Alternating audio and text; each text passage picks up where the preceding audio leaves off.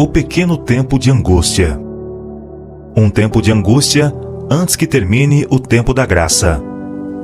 Na página 33 de Primeiros Escritos é dito o seguinte: ao início do tempo de angústia fomos cheios do Espírito Santo ao sairmos para proclamar o sábado mais amplamente. Esta visão foi dada em 1847, quando havia apenas poucos dentre os irmãos do Advento observando o sábado, e desses, somente uns poucos supunham que sua observância era de suficiente importância para constituir uma linha de separação entre o povo de Deus e os incrédulos. Agora, o cumprimento desta visão está começando a ser visto. O início do tempo de angústia, ali mencionado, não se refere ao tempo em que as pragas começarão a ser derramadas, mas a um breve período, pouco antes, enquanto Cristo está no santuário. Nesse tempo, enquanto a obra de salvação está se encerrando, tribulações virão sobre a terra, e as nações ficarão iradas, embora contidas para não impedir a obra do terceiro anjo. A lei de Deus, pela intervenção de Satanás, irá ser invalidada. Em nossa terra de alardeada liberdade, a liberdade religiosa terá o seu fim. A luta será decidida no que toca ao assunto do sábado e agitará o mundo inteiro. Uma grande crise aguarda o povo de Deus. Muito em breve, nossa nação procurará impor a todos a observância do primeiro dia da semana como dia sagrado. Ao fazer isso, eles não hesitarão em compelir os homens contra a voz de sua própria consciência a observarem o dia que a nação declara ser o sábado. Os adventistas do sétimo dia travarão a batalha pelo sábado do sétimo dia. As autoridades nos Estados Unidos e em outros países se levantarão em seu orgulho e poder e farão leis para restringir a liberdade religiosa. Os protestantes dos Estados Unidos serão os primeiros a estender as mãos, através da voragem, para apanhar a mão do espiritismo. Estender-se-ão por sobre o abismo, para dar mãos ao poder romano. E sob a influência desta tríplice união, este país seguirá as pegadas de Roma, conculcando os direitos da consciência. A Igreja e o Estado se opõem ao povo de Deus. Todos quantos não se curvarem ao decreto dos concílios nacionais e obedecerem às leis nacionais para exaltar o sábado instituído pelo homem do pecado, para menosprezar o santo dia de Deus, sentirão não somente o poder opressivo do papado, mas do mundo protestante, a imagem da besta. As organizações religiosas que recusam ouvir as mensagens de advertência da parte de Deus estarão sob forte engano e se unirão com o poder civil para perseguir os santos. As igrejas protestantes se unirão com o poder papal para perseguir o povo de Deus que guarda os mandamentos. Esse poder, semelhante a um cordeiro, se une com o dragão para pelejar contra os que guardam os mandamentos de Deus e têm o testemunho de Jesus Cristo. A igreja apelará para o braço forte do poder civil, e nesta obra unir-se-ão romanistas e protestantes. Os que viverem durante os últimos dias da história terrestre saberão o que significa ser perseguido por causa da verdade. Nos tribunais prevalecerá a injustiça. Os juízes recusarão ouvir as razões dos que são leais aos mandamentos de Deus, porque sabem que os argumentos em favor do quarto mandamento são irrefutáveis. Eles dirão: temos uma lei, e de conformidade com a nossa lei, ele deve morrer. A lei de Deus não é nada para eles. Nossa lei lhes é suprema. Os que respeitam essa lei humana serão favorecidos, mas não serão concedidos favores aos que não se submetem ao falso sábado. Se formos levados aos tribunais, devemos abrir mão de nossos direitos, a menos que isso nos ponha em conflito com Deus. Não estamos pleiteando os nossos direitos, mas o direito de Deus ao nosso serviço. Os adventistas serão tratados com desprezo. O mesmo espírito despótico que noutras eras tramou contra os fiéis há de tentar extirpar da face da terra os que temem a Deus e obedecem à sua lei. A riqueza, o gênio e a educação hão de aliar-se a fim de cobri-los de ignominia.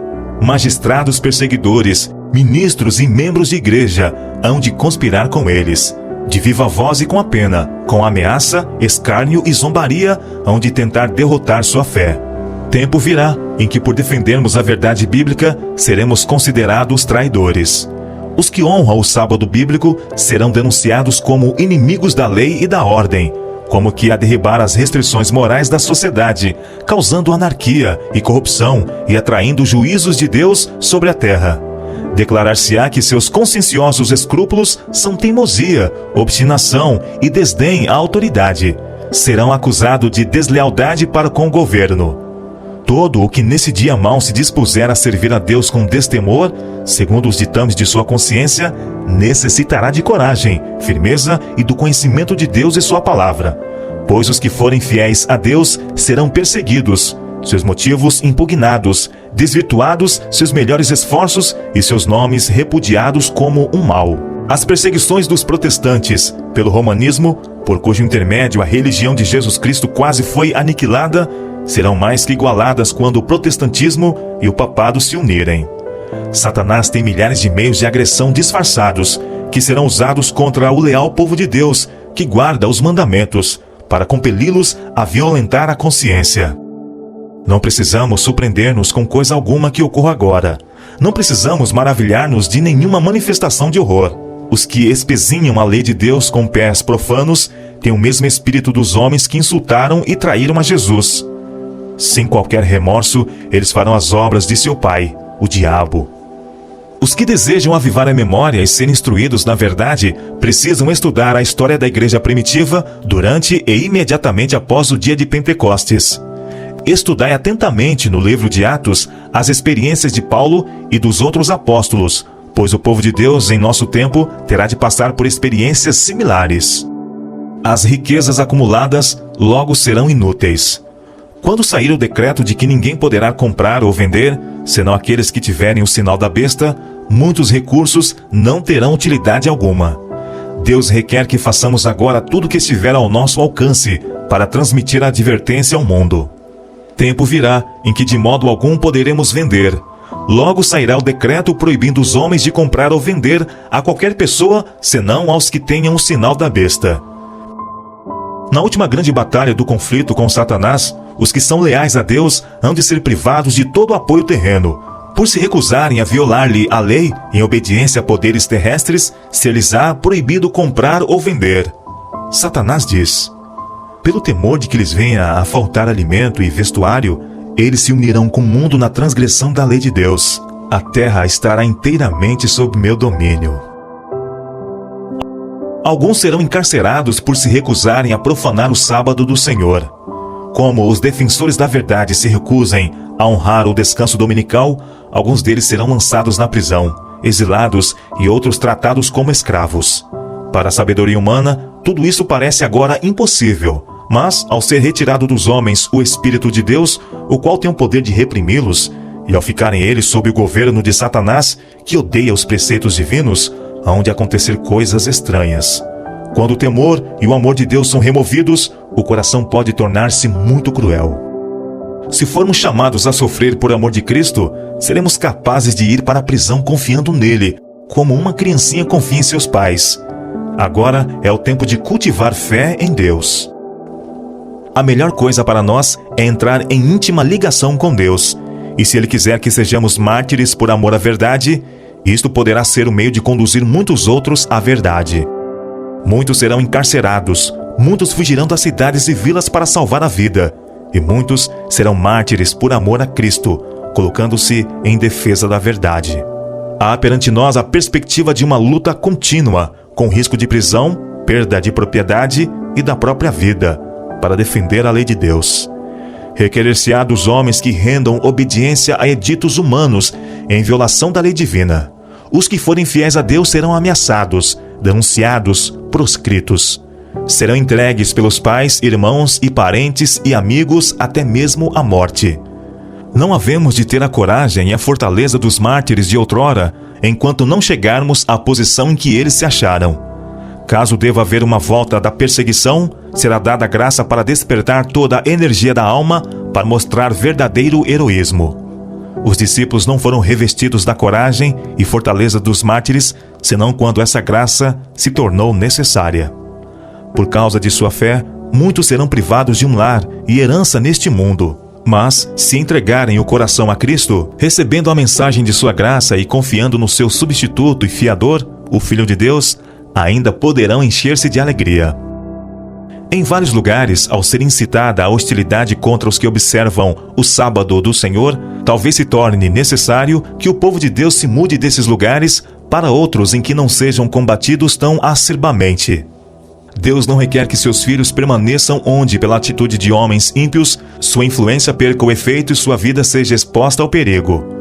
Quando a liberdade e a vida correm perigo, não é meramente nosso privilégio, mas nosso claro dever ir a lugares em que as pessoas estejam dispostas a ouvir a palavra da vida e onde as oportunidades para pregar a palavra sejam mais favoráveis. Logo chegará o tempo em que o povo de Deus, por causa da perseguição, será espalhado em muitos países. Os que receberam uma educação equilibrada sair-se-ão bem onde quer que estiverem. Quando a tempestade da perseguição realmente desabar sobre nós, as verdadeiras ovelhas ouvirão a voz do verdadeiro pastor. Abnegados esforços serão envidados para salvar os perdidos, e muitos que vaguearam longe do aprisco retornarão para seguir o grande pastor. Quando a oposição à lei de Jeová quase for universal, quando seu povo for oprimido e afligido pelos semelhantes, Deus intervirá. As fervorosas orações de seu povo serão atendidas, pois ele gosta que seu povo busque de todo o coração e confie nele como libertador. Durante algum tempo será permitido que os opressores triunfem sobre os que conhecem os santos mandamentos de Deus. Até o fim, Deus permite que Satanás revele seu caráter como mentiroso, acusador e assassino.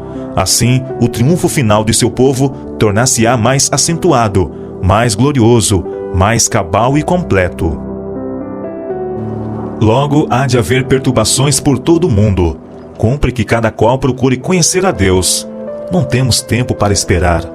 O amor de Deus à sua igreja é infinito. Incessante é seu cuidado de sua herança. Ele não permite que aflição humana alguma sobrevenha à igreja, senão unicamente a que é necessária para sua purificação, seu bem presente e eterno. Purificará sua igreja assim como purificou o templo no princípio e no fim de seu ministério na terra. Tudo o que ele traz sobre a igreja, em forma de provações e aflições, falo para que seu povo adquira mais profunda piedade e mais força para levar a todas as partes do mundo as vitórias da cruz.